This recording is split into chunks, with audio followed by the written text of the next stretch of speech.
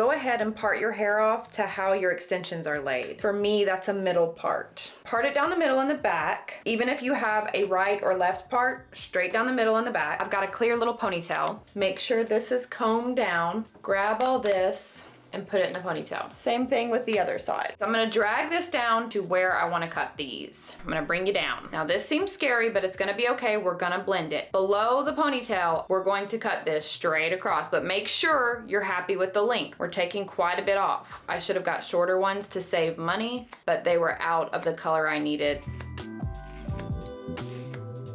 So just straight across. Put this somewhere else, a little fire starter. Make sure that's even. It helps to stand up, make sure your feet are flat, and you're just kind of feeling that should be close enough. Now when you take them out, you're gonna have a very blunt line. This one may be a little shorter, that's okay. We'll blend it together at the end. We'll start on one side. The techniques are gonna vary on how your natural hair is. So you may not do exactly as I'm doing because I have a pretty weird haircut. It's a lot of layers all throughout here with a very heavy weight line. I'm gonna start by blending my bang area to the length area. Take a section and then put that back so you don't get confused. We need to connect this where it's short, all of a sudden going to long. I'm gonna use a razor comb. It's from Amazon, I'll link it below. It's about $10. It has a comb with a razor on top. I do use this razor when my extensions are dry, which can be a negative. It causes more damage, but it allows me to see more. And when you use this razor or any razor, you're not going in like this. If this is the hair, it will cut a blunt line. You're carving a C, scooping an ice cream like this. So I'm starting where my hair is, and I am sliding it down. And my bangs kind of need a trim. They look like they've got a little damage on them. So I'm gonna point cut them, slide cut them a little bit just to give it a refresh. So we have the real hair going into the extension. Now for me, I want to continue that trend of having a layer. Usually it won't extend past the ear. Grab what's in front of the ear, put this back, and you're doing basically the same thing. It's gonna make that noise if it's not wet. You can also just use your shears using the belly, which is the inside, mocking the razor and kind of notching down. Diagonal lines. For the most part on hair extensions, you're avoiding straight across lines. Now we need to add some layers. Grab a horseshoe section, and you can take this all around if you want. I'm just gonna show you one side and quickly match the other side. This bottom is your length. You already cut that, so put that in a clip. That's the foundation. You don't want to cut into that. Think of your head as a pizza. We're gonna start dividing it into little sections, and they're about this big. If you take your hair out, you can see my natural hair. This is it. What I need to do is go ahead and let all this fall, and when it stops falling, I need to blend this by etching into it. Take the razor and start notching it down at a diagonal. Take another slice, pull it out, my natural hair, pulling it out till it falls. There it is. That tells me where I'm supposed to start this razoring. Going in, etching it out. Holding it kind of flat, 'cause remember I don't want to go, I'm gonna have a very blunt line.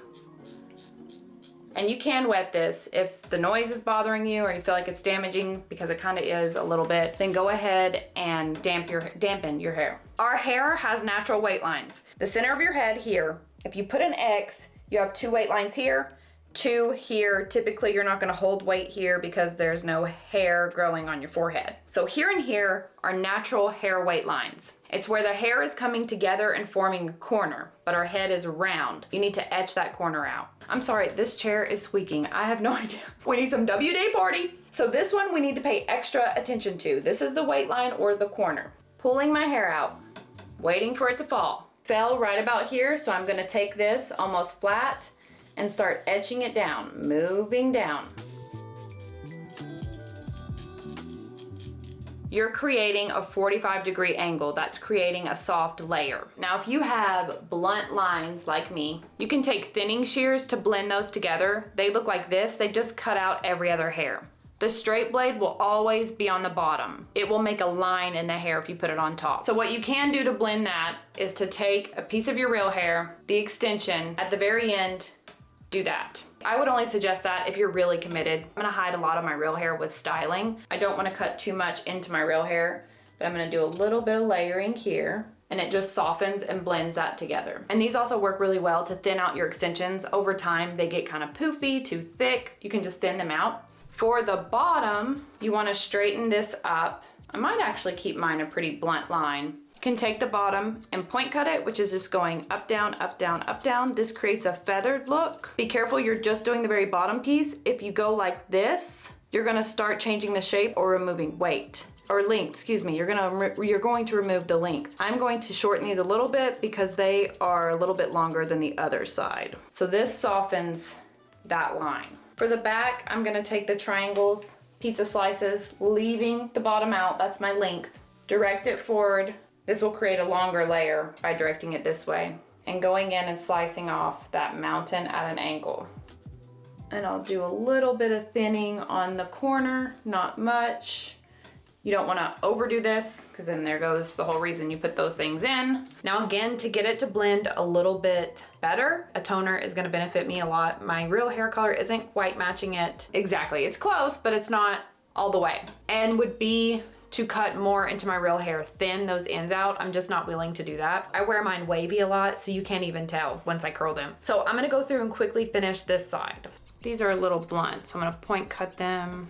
And usually it's this part. This part is the only part I'm really going to thin out a lot of my real hair because it will show through. That one is hard to hide. Just remember to take your time and you're avoiding blunt lines. If the razor seems too scary, because it can be, you can get in there and on accident take a huge chunk out. Just use your shears, the middle of the shear, the belly, and notch it down, glide it down at a 45-degree angle.